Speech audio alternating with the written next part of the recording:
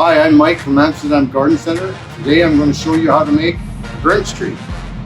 Step one, we're going to choose a tree. We're going to be using lemon cypresses today, and the best thing to do is choose one which is a little bit taller and skinny, because remember, we're going to bend them over as opposed to this little chubby guy who's cute but doesn't make a very good Grinch tree. Step two, you want to choose a pot for your Grinch tree. So we're going to choose a little sloth on a candy cane, and as you can see, that fits really well.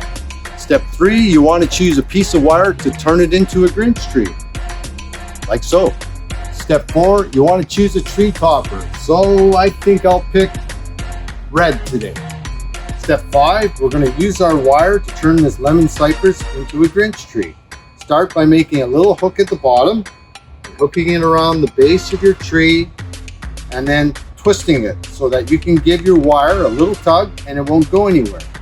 And you want to grab your tree just like this, give it a little snug hug, and start working your wire up the stem.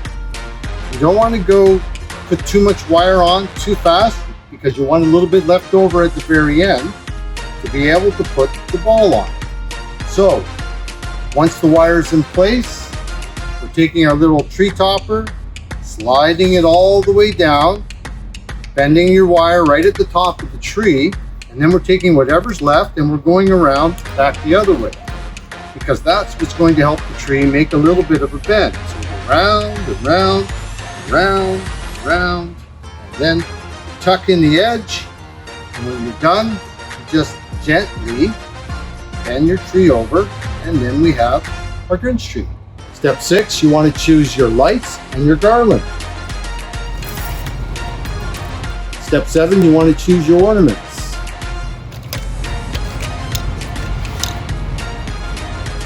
Step eight, decorate away.